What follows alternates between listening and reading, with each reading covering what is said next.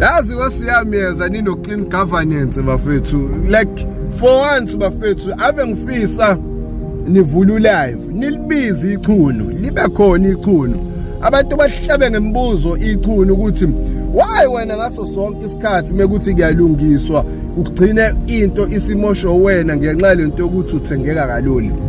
Because mfethu ayichunu liyakwazi ukudlala ngabantu ichunu mfethu. Yazi ichunu lifeli ngene entweni mfethu kube ngathi lizosiza abantu mfethu, bathi abantu sebelithembile ichunu kuyiqiqi ichunu selidayisile. Ichunu selibadayisile abantu ichunu. Selivelela yangalela accept imali kosopolitiki bafethu. Kanti kuze kube nini njalo mekuthi kulungiswa icountry ichunu kube ngathi liyasiza kuze kushiyo kuthi ayichunu linsizwa eyalisabluthi ichunu. Babone nabo sopolitiki ukuthi ekseni lento ephushwe labantu laba isiqala kube impumelelo vele ukhoshwe ichunu balibambe ngemali libulala imovement. Kodwa manje ngibuka la kuthiwa la kuyi-march and march sebemile ukusebenzisana nechunu because abasalithembi ichunu. Njalo la khona ichunu kumele lihlezi lizodayisa ngabantu. Kumele lihlezi lona lidayisa ngomzabalazo. Ayikho into engiyifisa nje ukuthi no clean governance miyeza mfethu nivula live. Abantu bangene kwipanel. Bahlabe ngembuzo abantu ichunu. Because manje i-march and march ifile i-march and march. Bayibulela i-march and march. Because angazi yini ababefuna iyiphi le meeting le ababeyifuna nomongameli because umongameli akazi wabasesayidini labantu abamnyama. Every time abantu abamnyama bethi bayilungisela izwe umongameli uhlezi ezophazamisa ngo-brown envelope. Even ubuholi bakhe uRamaphosa bangena ngo-brown envelope. Yabo? So why ichunu ngaso sonke isikhathi lona kumele hlezi lihamba phambili nje kuzinto enobuxoki. Into enobuxoki nje nokudesa ngomzabalazi ichunu alisali. Hlezi kuthiwa hayi ichunu liyixoki liyaxoxa like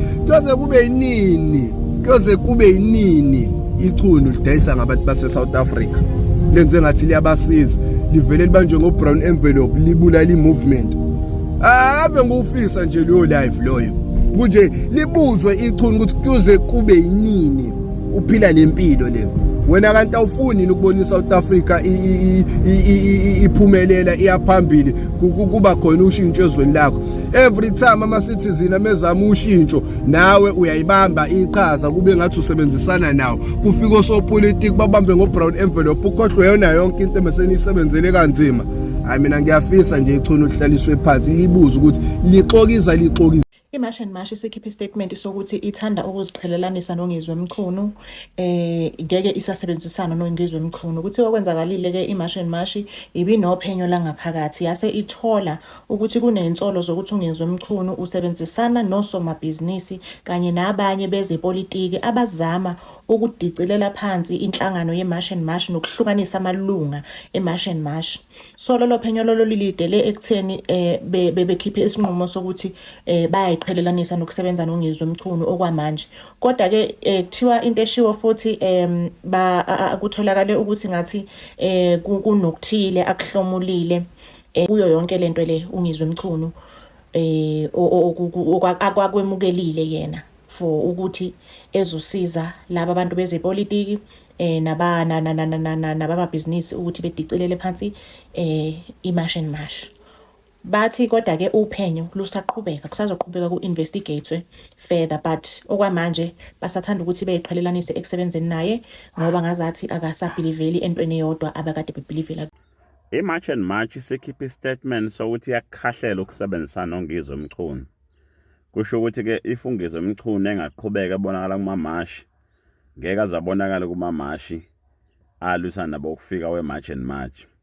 Sithi lesi statement kunokuningi that is going on ney'nsolo zokuthi hayi engazi ukuthi khona intuba yabasombusazwe abangena ngentuba ukhona ongaphakathi oyivulayo le ntuba. So ke okwamanje waliqhubeka uphenyo langaphakathi umuntu oqala nje abagqanyelwa uwe bangase bemkhahlela ungizwe ichunu kodwa nkosami ichunu umxoshwa nje ichunu umxoshwa nkosi yami. Hayi wichunu lethu bawethu uphakade ichunu nje linamabhadi ichunu lihleze liqoshwa nje lona. UJacinta hayi alingena indlela lingabe kusaba khona ukusebenzisana kwi-March and March until kuze kuphothula uphenyo. Uyabona i-March and March mawuyibheka engazi ukuthi the biggest party esinkulu ngisho kunama-political party existayo eSouth Africa because it's well organized.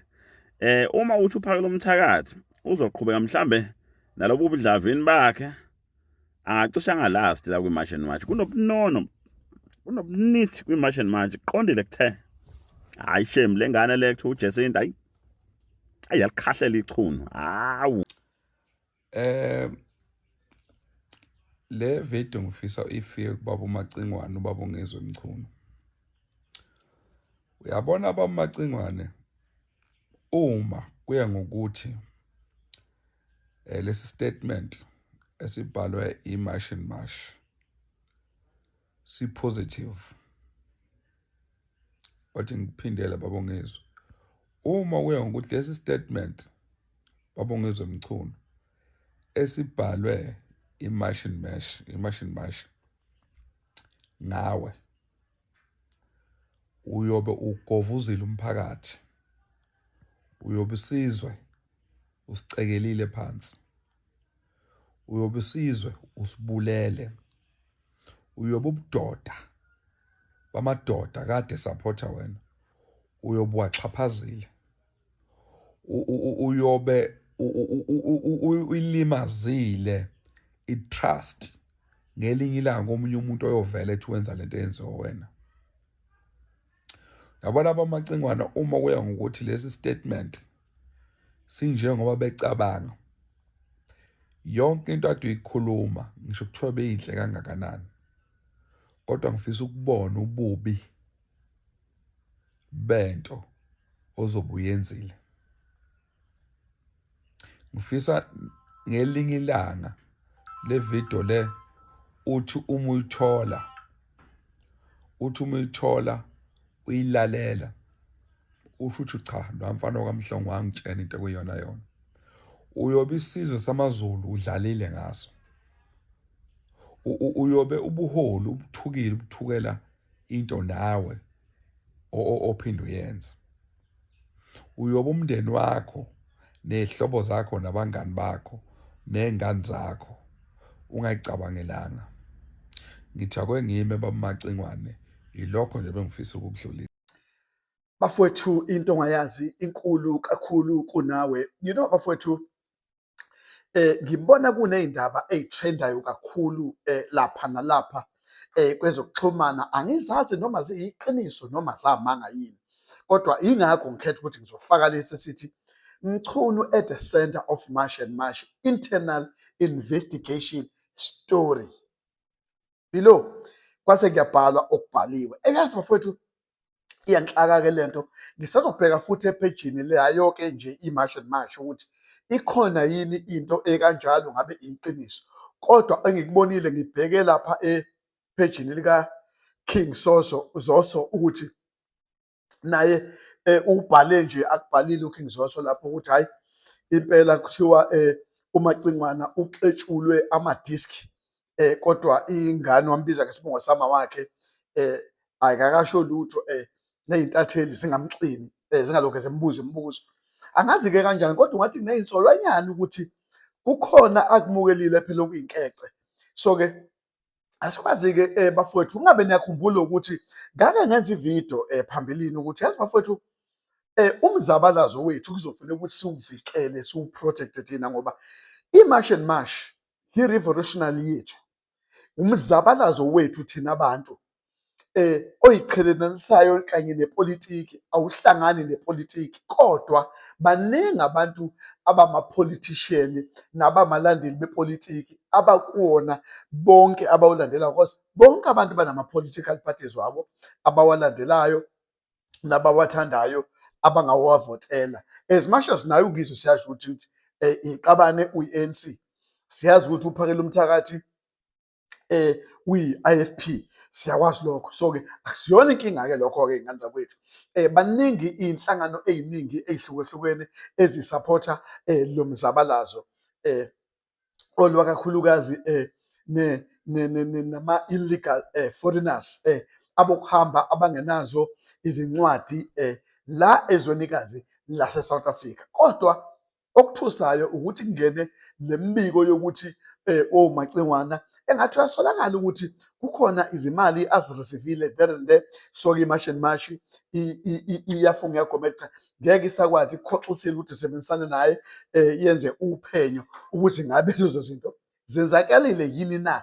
Kodwa ngicabanga ukuthi uyena ungizwe kufuneka ukuthi akline igama lakhe, ngoba uyabona ngani kwethu awukwazi ukuphila njalo uhlala uphila ngokusolwa. Umuntu nomuntu kufuneka kuhambe isikhathi ukuthi ake buya akhule. Izinto uzenza usewumfanyana usakhula ngeke njalo uyakhula wenzwa zonke lezo zinto njalo uyasolwa ekwenzeni izinto ezinobuqophololo nengathembakali kanjalo kanjalo. So ke sizwe ukuthi kuhamba kanjani, sisazophenya asinaso isiqiniseko nathi sisazobheka nje siphenye sithole ukuthi ngempela ikhona yini into emsondelisa nokuthi ukomelile. And nikhumbule ngani kwethu ukuthi vese laba bama-politicians abekho happy kahle hle ngemash and mash, abekho happy since phela imash and mash ixosha labantu abadlayo ngabo, ngoba siyazi ukuthi ama-illegal foreigners amaningi ayakhokha kulaba bezepolitiki bakhona lana nje ngenxa lapha bezepolitiki noma ngamaqembu athizeni. And akusiwona wonke amaqembu ezepolitiki aneme nayo nje i-DA zange ngakhuluma kahle ngayo imash and mash also as well. Angikhumbuli i-ANC iqala iphumela obala ikhuluma obala ngemash and mash, but bakhona futhi abeqembu likakhongolose abaphumela nje obala abathi abahambe abangala, kodwa bese ukuthi izikhulu eziphezulu lapha ungathi azikho kahle happy ngendaba ngodaba lwayo imash and mash. Okusho ukuthi-ke ngenza ukuthi imali kungenzeka idlaliswe ukuthi lo mbutho wemash and mash ucishwe ungakhanyi ngoba uphazamisa abantu abathizeni. Sithembeke Macingwane ukuthi ngempela awumukelanga yini imali isizwa kithi, ngempela izinsolo uklini nikuzona, ngoba sizofuna ukuzwa uvo lakho, ngoba nola ngomhla ka-30 izinsolo zokuthi wena wawuhlangene nomuntu awusange uphumele obala wena vele njengophela umthakathi cha kwenzeke kanje wagcina nje ushona le nale wangaveza ukuthi yiliphi isayidi lakho olaziyo. Kodwa angithanda ukungena kuma-allegation akanjalo ngempela, since ngake ngasho ngathi kuzofuneka siwumphakathi sizenzeleni into yethu bese siphinde sikwazi ukuba support labantu ukuze benganikezwe imali, bengagxishwa imali, ngoba ngempela bafutha umuntu uma ezosanganiswa u3 million, phela u3 million uyafana nje no-3,000 rand. Kuyofuneka sibe sicabange lokho, sozwa ukuthi kuhamba kwesikhathi kwenzakalani nganza kwethu, singasheshe sijaje, singasheshe senzeni, kodwa nje bayashaya bathi uzojeza weMacingwane nama ukuthi kukhona ngempela okwenzile. Bathi abantu ngeke uzudayise ngomzabalazo wabo. Asazi-ke Macingwane ukuthi uzokwenza kanjani, iyoba nibole ngoba imali-ke le bafowethu yathengisa uJesu, baye besho kanjalo. Sonke siyazi ukuthi uJudas wayimukela imali, wathengisa uJesu, wagcina ehenga. Basopha Macingwane. Iqiniso eliqoshiwe kwi-match and match. Yazi lento ngithe uma ngabe ngizwa ngihosha nje umoya wami ngacabanga ukuthi into engekho. Kanti into ekhona i-match and match itho kwamanje ngeke isasebenza nongizwe emchunu. What else? I-match and match ithi uphenyo lwangaphakathi luthole izinsolo zokuthi kukhona osopolitiki namaqembu osomabhizinisi abazama ukuyiphazamisa nokwehlukanisa amalunga ayo. I-match and match iphinde yathi kukhona izinsolo zokutholwa nokwamukelwa kwemihlomulo ngenhloso yokudayisa nokuyicekela phansi. Ngenxa yalokho sebenquma ukuthi ngeke besasebenzisana nongizwe kwamanje, besalinde uphenyo oluqhubekayo. So, Match and Match has decided to cut ties with Ngizwe Mlando Mchunu. They are saying that they are not going to work with Ngizwe Mchunu until their investigation is finished. And currently, their investigation is pointing that there was money from business people and all those kind of things. And the people who the men who facilitated that to demobilize the Match and Match, it's Ngizwe Mlando Mchunu. So they say up until their investigation is finished and all the facts are on the table, they won't be working with Ngizwe Mchunu. But to my surprise, they're not saying anything about Tupakela Umthakathi, which means they're still willing or open to work with Upagelu Mtagati. Guys, you can't blame Ungizwe Mkhunu of selling out and leave Upagelu Mtagati behind. By the way, and this is not a saying that Upagelu Mtagati Njanjani. I heard statements like Manginza when he said Upagelu Mtagati took 3 million allegedly and all those kind of things. But the truth of the matter is they all met the president. So if you want to blame them, you must blame all of them. And also the allegation that Ungizwe Mkhunu arrived first at the meeting with the president before Upagelu Mtagati. I think maybe that's the reason why everything is pinpointed on him.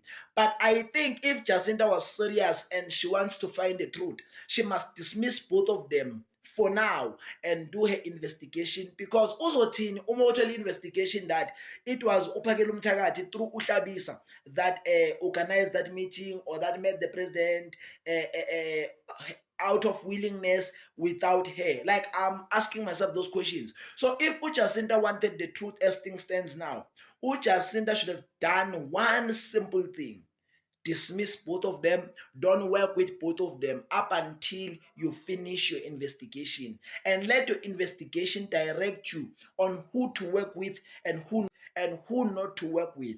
And if the investigation says she must not work with both of them, she continue to dismiss both of them. Because as things stands now, let's just say the investigation come and say it's Upagelu Mtagati, and after they reconcile the relationship, let's just say Upagelu Mtagati behave very well and all those kind of things, supports Jacinta, it's going to be very difficult for her to dismiss Upagelu Mtagati, even if the investigation is pointing that everything was structured through Upagelu Mtagati. But I'm not saying everything was structured through him. So I'm just saying, with Jacinta and I feel like they're overreacting. If they have dismissed too, because they both met the president without her. And if Upagelu Mtagati knew late about the meeting, why Upagelu Mtagati didn't tell Jacinta? Why? Because they're working together, Ben. Ziyakhala angizwisisi nje indaba yabo at all. Listen, Ngizwe Mkhunu claims he is now untouchable because he understands the laws of South Africa, while also criticizing street protesters that he says have zero impact. According to Mkhunu, repeatedly marching through the streets without achieving meaningful results is not helping the people or advancing the cause. But March and March has now announced that it will, for the time being, no longer work with Mkhunu. The organization says an internal investigation uncovered allegations that certain politicians and business groups were allegedly trying to intervene with the movement and create division among its members. March and March further alleges that there were attempts to receive and accept benefits with the intention of selling them and undermining the organization. The organization says these developments led to the decision to suspend its working relationship with Mkhunu for now.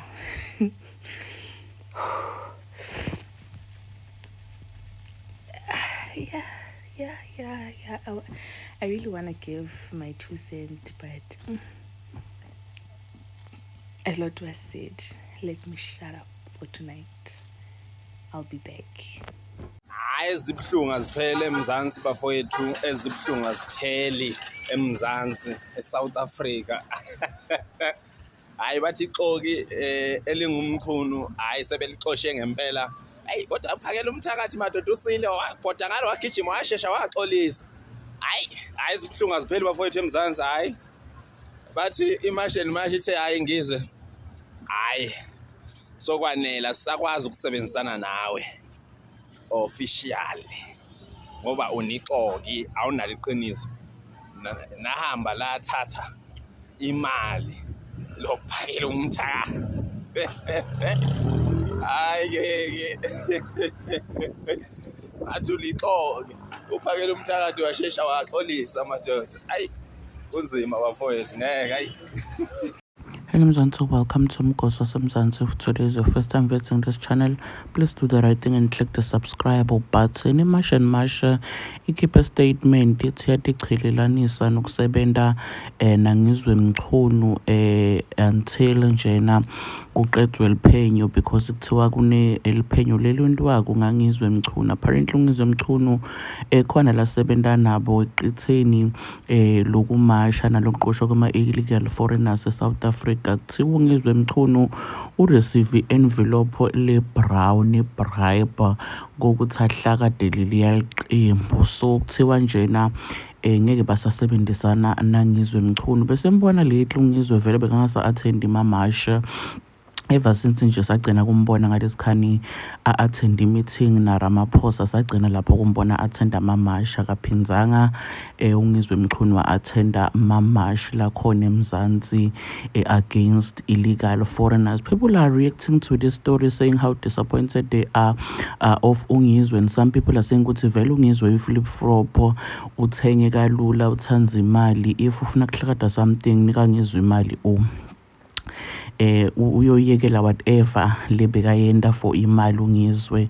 So people are saying ukuthi uyi-flip flop, people are calling him out, people are saying ukuthi uthengise ngemzabalazo. Do comment your thoughts down in the comment section. Don't forget to hit the notification bell. I'll see you in the next one. I'm signing out. Goodbye.